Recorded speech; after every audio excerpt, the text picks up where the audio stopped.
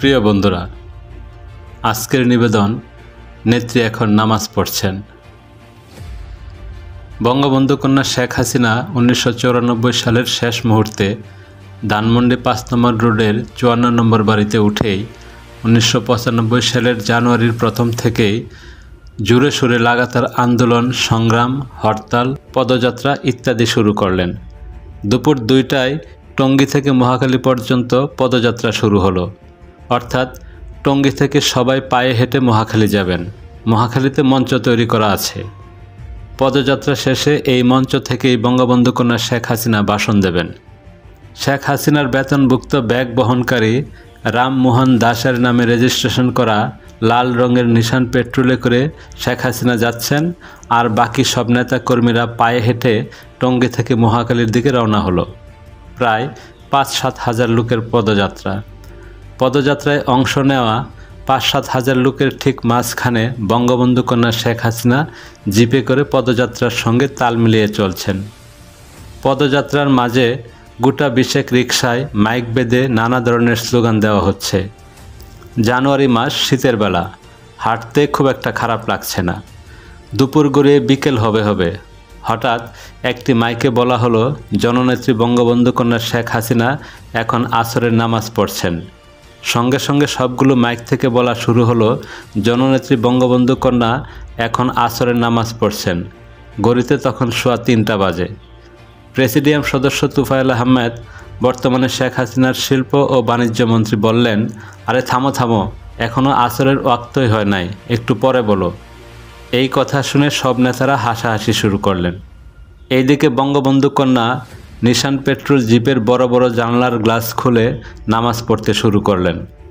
আর পদযাত্রার হাজার হাজার পুরুষ লোক জিপ গাড়ি ঘিরে বঙ্গবন্ধু কন্যা শেখ হাসিনার নামাজ পড়া দেখতে লাগলো। নামাজ শেষ হয়ে গেল, কিন্তু মাইকে নামাজ পড়ার প্রচার শেষ হলো না। প্রায় 1 ঘন্টারও বেশি সময় ধরে গোটা 20 মাইকে জননেত্রী বঙ্গবন্ধু কন্যা শেখ হাসিনা নামাজ পড়ছেন প্রচার করা হলো। অন্য আরেক দিন মোহাম্মদপুর থেকে পদযাত্রা শুরু হয়ে গুলশান আমেরিকান এম্বাসির সামনে দিয়ে বাড্ডায় গিয়ে শেষ হবে। পদযাত্রা শুরু হলে বঙ্গবন্ধু কন্যা শেখ হাসিনা ডেকে বললেন, নামাজ ওয়াক্ত হওয়ার পরে যেন মাইকে বলা শুরু করে, ওয়াক্তের আগে যেন বলা শুরু না করে। এবার মাইকম্যানদের আগে বাগেই জননেত্রী শেখ হাসিনার নির্দেশ জানিয়ে দেওয়া হলো এবং আজ নামাজের ওয়াক্ত শুরু হওয়ার পরেই মাইকে প্রচার শুরু হলো। নেত্রীও যথারীতি নিশান পেট্রোল জিপের জানালা খুলেই নামাজ আদায় করলেন। হাজার হাজার পুরুষ মানুষও জিপ গাড়ি ঘিরে বঙ্গবন্ধু কন্যা শেখ হাসিনার নামাজ আদায় দেখল। পদযাত্রা শেষে বঙ্গবন্ধু কন্যা তার 5 নম্বর ধানমন্ডি রোডের বাসায় গেলে তার এক সঙ্গী বলল, আপা, আপনি নামাজ পড়তে থাকলে মানুষ ভিড় করে, আপনাকে দেখতে থাকে, এতে নামাজ নষ্ট হয়, আপনি নিশান পেট্রোল জিপে পর্দা লাগিয়ে নেন। উত্তরে শেখ হাসিনা বললেন, না, পর্দা লাগালে জিপের ডিসেন্সি থাকে না। তখন ওই সঙ্গী বলল, তাহলে আপা, আপনি জিপে বড় একটা চাদর রাখবেন, যখন নামাজ পড়বেন আমরা তখন ওই চাদর দিয়ে জিপটা ঘিরে রাখব, যাতে আপনার নামাজ পড়া কেউ দেখতে না পারে। জননেত্রী বললেন, না, তোমরা তো সব ভাইয়ের মতো, চাদর লাগবে না। এর 3 দিন পরে কাশপুর থেকে গুলিস্তান পদযাত্রা। এই পদযাত্রায়ও ওই একই মাইক, একই নামাজ, একই পুরুষ মানুষের ঘিরে দেখা। এই পদযাত্রায় যোগ দিয়েছিলেন নোয়াখালী জেলা আওয়ামী লীগের সভাপতি মোহাম্মদ হানিফ। বঙ্গবন্ধু কন্যা শেখ হাসিনার নিশান পেট্রোল জিপের পাশে হাঁটতে হাঁটতে নোয়াখালী জেলা আওয়ামী লীগের সভাপতি মোহাম্মদ হানিফ বঙ্গবন্ধু কন্যা শেখ হাসিনাকে জিজ্ঞেস করলেন, নেত্রী, আমার মিতাকে দেখছি না যে? নেত্রী বললেন, কোন মিতা? জেলা সভাপতি বললেন, নগর আওয়ামী লীগের সভাপতি ঢাকার মেয়র মোহাম্মদ হানিফকে দেখছি না। সভানেত্রী রেগে বলে উঠলেন, জানেন না, কুত্তার বাচ্চাটা আমার সাথে বেইমানি করেছে, নিমক হারামি করেছে, ওরে আমি 1,37,00,000 টাকা খরচ করে মেয়র বানিয়েছি, আর কুত্তার বাচ্চাটা আমার সাথেই বেইমানি করেছে। ও এখন প্রতিদিন খালেদা জিয়ার সাথে দেখা করে, দিনে 3-4 বার খালেদা জিয়ার সাথে ফোনে কথা বলে, আর আমি খবর দিলেও আসে না, ফোন করলেও ধরে না। সময় এলে এই বেঈমানদের শিক্ষা দিতে হবে, বুঝলেন? আপনারা প্রস্তুত হন। জননেত্রী বঙ্গবন্ধু শেখ হাসিনা সারা দেশে লাগাতার 3 দিন হরতাল দিয়েছেন। দোকানপাট খুলবে না, অফিস আদালত, কলকারখানা, স্কুল কলেজ চলবে না, গাড়ির চাকা ঘুরবে না। আগাম 3 দিনের হরতালের ঘোষণা পাওয়ায় ঢাকা শহরের প্রায় অর্ধেক মানুষ শহর ছেড়ে গ্রামের বাড়িতে চলে গেছে। হরতালের প্রথম দিনেই বঙ্গবন্ধু কন্যা শেখ হাসিনার ধানমন্ডি 5 নম্বর রোডের 54 নম্বর বাড়ির মাটির নিচের পানির ট্যাঙ্কি থেকে ছাদের উপরের ট্যাঙ্কিতে পানি তোলার মোটর নষ্ট হয়ে যায়। হরতালের দ্বিতীয় দিনে রাত 8টার সময় নবাবপুর থেকে সিরাজি নামের এক ঢাকাইয়া মোটর মেকানিক্স নিয়ে যাওয়া হয়।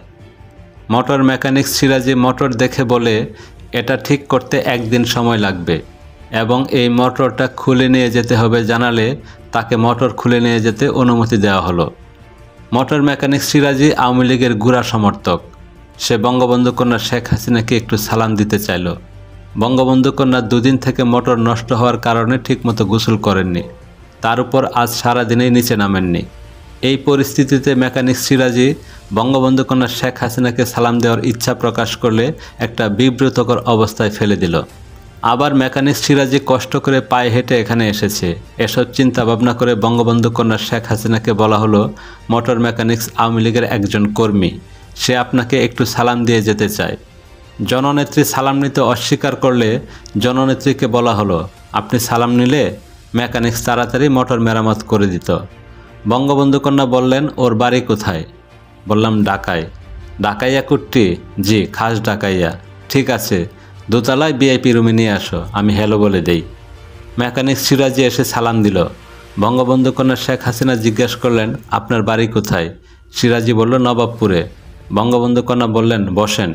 সিরাজি খুবই জড়তার সাথে জড়সড় হয়ে বসল। নেত্রী জিজ্ঞেস করলেন, আওয়ামী লীগ করেন বুঝি? মেকানিক সিরাজি বলল, পাকিস্তান আমল থেকেই আওয়ামী লীগ করি। এরপর জননেত্রী শেখ হাসিনা একটানে মেয়র হানিফের কথা টেনে এনে বললেন, আমি ঢাকাইয়া হিসাবে হানিফকে মেয়র বানালাম, আর হানিফ মেয়র হয়েই আমার সাথে বেইমানি করলো। আপনারা হানিফকে ছাড়বেন না। আমি 1,37,00,000 টাকা খরচ করে হানিফকে মেয়র বানিয়েছি, আর সেই হানিফ আমার সাথে নিমক হারামি করে খালেদা জিয়ার আঁচলের তলে ঢুকেছে। প্রতিদিন খালেদা জিয়ার সাথে দেখা করে। খালেদার কথা মতো আমার আন্দোলনে আসে না। বেঈমান, নিমক হারাম, আপনারা তৈরি হন, ওকে উচিত শিক্ষা দিবেন ইত্যাদি বলতে বলতে এক পর্যায়ে মোটর মেকানিক সিরাজিকেই আগামী নির্বাচনে হানিফের বিকল্প মেয়র প্রার্থী করে ফেললেন। তারপরেও মেয়র হানিফের বিরুদ্ধে কথা শেষ হলো না। প্রায় ঘণ্টাখানেক পার হয়ে গেল, কিন্তু কথা শেষ হলো না। এদিকে বঙ্গবন্ধু কন্যা শেখ হাসিনার আগেই বলা ছিল যে, কোনো লোকই আমার কাছে এলে কিছুক্ষণ পরেই তোমরা নানা ধরনের কথা বলে তাকে আমার সামনে থেকে তুলে নিয়ে যাবে। আমার এত রূপ গজায় নেয় যে আমি ঘন্টার পর ঘন্টা এক একজনকে সামনে নিয়ে বসে থাকব। আবার আমি নিজে তো কাউকে বলতে পারি না এখন যান। কাজেই আমার কাছে কেউ এলে তোমরা তাকে নানা কথা বলে উঠিয়ে নিয়ে যাবে। নেত্রীর এই কথা মনে করে মোটর মেকানিক সিরাজিকে বলা হলো, আপনি উঠেন, নেত্রী রাতের খাওয়া খাবেন। সিরাজি উঠে দাঁড়ালো, কিন্তু বঙ্গবন্ধু কন্যা থামলেন না। সিরাজি কিছুক্ষণ দাঁড়িয়ে থেকে আবার বসল। দ্বিতীয়বার আবার সিরাজিকে বলা হলো, আপনি উঠেন, নেত্রী রাতের খাবার খাবেন। কিন্তু বঙ্গবন্ধু কন্যার মেয়র হানিফের বিরুদ্ধে কথা বলা শেষ হলো না। তিনি বলতেই থাকলেন। মেকানিক সিরাজি আবারও বসে পড়ল। বঙ্গবন্ধু কন্যা মেয়র হানিফের বিরুদ্ধে মশগুল হয়ে কথা বলছেন। মিনিট 10 পরে মেকানিক সিরাজিকে তৃতীয়বার বলা হলো, আপনি উঠেন, নেত্রী ভাত খাবেন। সঙ্গে সঙ্গে বঙ্গবন্ধু কন্যা শেখ হাসিনা বলে উঠলেন, আমি খাইছি। বঙ্গবন্ধুর ৭৬তম জন্ম উৎসব ১৯৯৫ সালের ফেব্রুয়ারি মাসের শেষের দিকে এক বিকালে ধানমন্ডির ৩২ নম্বরে বঙ্গবন্ধু ভবনে বঙ্গবন্ধু কন্যা শেখ হাসিনা চা খেতে খেতে বললেন, এবার আব্বার জন্মদিনটা জাঁকজমকভাবে পালন করতে হবে। মূল অনুষ্ঠান টুঙ্গিপাড়ায় হবে। ঢাকা থেকে অনেক লোকজন নিয়ে যেতে হবে। ওবায়দুল কাদেরের নেতৃত্বে একটা উপকমিটি করতে হবে, আর তোমরা ওকে সাহায্য সহযোগিতা করবে। মোট কথা, আব্বার ৭৬তম জন্মদিনটা আকর্ষণীয় করে করতে হবে। ১ মার্চ ১৯৯৫ সন্ধ্যাবেলায় ধানমন্ডি ৬ নম্বর রোডের আওয়ামী ফাউন্ডেশনের অফিসে আওয়ামী লীগের কেন্দ্রীয় কমিটির বৈঠক বসল। বৈঠকে ওবায়দুল কাদের, বর্তমানে যুব ও সাংস্কৃতিক বিষয়ক প্রতিমন্ত্রীর নেতৃত্বে উপকমিটি গঠন করা হলো এবং ৩ দিনব্যাপী কর্মসূচি নেওয়া হলো। কর্মসূচির প্রথম দিন ১৭ মার্চ টুঙ্গিপাড়ায় সকাল ৭টায় জাতির জনক বঙ্গবন্ধু শেখ মুজিবুর রহমানের মাজারে পুষ্পমাল্য অর্পণের মাধ্যমে দিবসের কর্মসূচি শুরু হবে। ওই দিনের কর্মসূচির দ্বিতীয় পর্যায়ে সকাল ৮টায় শিশু কিশোরদেরকে মিষ্টি বিতরণ করবেন জননেত্রী বঙ্গবন্ধু কন্যা শেখ হাসিনা। এরপর বিকাল ৩টায় গ্যামাডাঙ্গা হাই স্কুল মাঠে আলোচনা সভা শেষে লাঠি খেলা। কর্মসূচির দ্বিতীয় দিনে অর্থাৎ 18ই মার্চ ঢাকায় আওয়ামী লীগ কেন্দ্রীয় কার্যালয়ের সামনে সন্ধ্যা 7টায় সাংস্কৃতিক অনুষ্ঠান এবং কর্মসূচির তৃতীয় দিন 19শে মার্চ বিকাল 3টায় বঙ্গবন্ধু এভিনিউয়ে জনসভা। জাতির জনক বঙ্গবন্ধু শেখ মুজিবের ৭৬তম জন্মদিনের কর্মসূচি বাস্তবায়ন করার লক্ষ্যে জাতির জনক বঙ্গবন্ধু শেখ মুজিবের কন্যা শেখ হাসিনার প্রত্যক্ষ তত্ত্বাবধানে সকল প্রকার প্রস্তুতি পুরোদমে এগিয়ে চলছে। এবারের টুঙ্গিপাড়া কর্মসূচিতে একটা নতুনত্ব থাকবে। সেই নতুনত্ব হলো ঢাকা থেকে ৫০ যুবক টুঙ্গিপাড়ায় নিয়ে যাওয়া হবে। এই যুবকদের প্রত্যেককে দেওয়া হবে ইউনিয়ন কাপড়ের নতুন ফুল হাতা শার্ট। এই শার্টের পকেটে এমব্রয়ডারি করে লেখা থাকবে জাতির জনক বঙ্গবন্ধু শেখ মুজিবুর রহমানের ৭৬তম জন্ম উৎসব। জাতির জনক বঙ্গবন্ধু কন্যা জননেত্রী শেখ হাসিনা ঢাকা থেকে আগত অতিথিদের টুঙ্গিপাড়ায় স্বাগত জানানোর জন্য 15ই মার্চ 1995 টুঙ্গিপাড়ায় চলে এলেন। 16ই মার্চ ওবায়দুল কাদেরের নেতৃত্বে ঢাকা থেকে যুবকরা এলো। তবে 500 যুবক ঢাকা থেকে নিয়ে আসার কথা থাকলেও মোটামুটি 300-400 যুবক ওবায়দুল কাদের নিয়ে এসেছেন। সেই সাথে আরও কিছু অতিথি ঢাকা থেকে এসেছে। জাতির জনক বঙ্গবন্ধু কন্যা শেখ হাসিনা আগত সকল অতিথিদের স্বাগত জানালেন। ঢাকা থেকে আগতদের গোপালগঞ্জ সরকারি সার্কিট হাউস, টুঙ্গিপাড়া উপজেলা কোর্ট ও কার্যালয় সহ বিভিন্ন জায়গায় রাতে থাকা ও খাওয়ার ব্যবস্থা হলো। পরদিন 17ই মার্চ সকাল 7টার মধ্যে টুঙ্গিপাড়ায় জাতির জনক বঙ্গবন্ধু শেখ মুজিবুর রহমানের মাজার ও বাড়িতে সকলে এসে হাজির হলো। পূর্বের সিদ্ধান্ত অনুযায়ী ইউনিয়ন কাপড়ের ইস্ত্রি করা নতুন ফুল হাতা শার্ট পরে ওবায়দুল কাদের প্রায় 300 যুবক নিয়ে দাঁড়িয়ে আছে। সকাল 7টায় জাতির জনক বঙ্গবন্ধু শেখ মুজিবুর রহমানের মাজারে প্রথমে পুষ্পস্তবক অর্পণ করলেন বঙ্গবন্ধু কন্যা শেখ হাসিনা, তারপর অন্যান্য নেতৃবৃন্দ ও অতিথিগণ। এরপর শিশু কিশোরদের পুষ্পস্তবক অর্পণ। কিন্তু একমাত্র মিসেস মতিউর রহমান রেন্টু এবং তার একমাত্র কন্যা স্বর্ণলতা ছাড়া অন্য কোনো শিশু ঢাকা থেকে আসেনি। আর টুঙ্গিপাড়া গ্রাম থেকে যে সকল শিশু কিশোর মিষ্টি নেওয়ার জন্য এসেছে তাদের সকলে প্রায় বিবস্ত্র। মাঝে মাঝে যদিও 2-1 গায়ে বস্ত্র আছে, তবে সে বস্ত্র এতই ছেঁড়া এবং মলিন যে তা বিবস্ত্রই মনে হয়। কাজেই বিবস্ত্র শিশু কিশোরদের পুষ্পস্তবক অর্পণ করতে না দিয়ে শিশু কিশোরদের পক্ষ থেকে একমাত্র স্বর্ণলতাকে জাতির জনক বঙ্গবন্ধু শেখ মুজিবুর রহমানের মাজারে পুষ্পস্তবক অর্পণ করতে হলো। এরপর জাতির জনক বঙ্গবন্ধু শেখ মুজিবুর রহমানের জন্মদিনের দ্বিতীয় কর্মসূচি শিশু কিশোরদের মাঝে মিষ্টি বিতরণ করবেন জাতির জনক বঙ্গবন্ধু কন্যা শেখ হাসিনা। সকাল 8:30টায় জাতির জনক বঙ্গবন্ধু শেখ মুজিবুর রহমানের আদর্শ বাস্তবায়িত করার স্বপ্ন চোখে নিয়ে ভাবগম্ভীরভাবে ধীরপায়ে শিশু কিশোরদের মিষ্টি বিতরণ করার জন্য এগিয়ে এলেন জাতির জনক বঙ্গবন্ধু শেখ মুজিবুর রহমানের কন্যা জননেত্রী শেখ হাসিনা। কিন্তু একই অনুষ্ঠানে উপস্থিত 300 শিশু কিশোরের সকলেই প্রায় বস্ত্রহীন। মাঝে মাঝে 2-1 শিশু আবার সম্পূর্ণ উলঙ্গ। আর এই অনুষ্ঠানেই ওবায়দুল কাদের সহ ঢাকা থেকে আসা শত যুবক সাদা নতুন ফুল হাতা শার্ট পরে দাঁড়িয়ে আছে। আর সেই শার্টের পকেটে এমব্রয়ডারি করে লেখা আছে জাতির জনক বঙ্গবন্ধু শেখ মুজিবুর রহমানের ৭৬তম জন্ম উৎসব।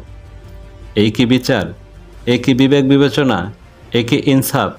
জাতির জনক বঙ্গবন্ধু শেখ মুজিবুর রহমানের জন্ম উৎসবের এই দিনে জন্ম উৎসবেই আসা টুঙ্গিপাড়া গ্রাম বাংলার এই দুঃখী বস্ত্রহীন শিশু কিশোরদের ভাগ্যে জাতির জনক বঙ্গবন্ধুর উৎসব উপলক্ষেও কি এক টুকরা নতুন কাপড় জুটল না?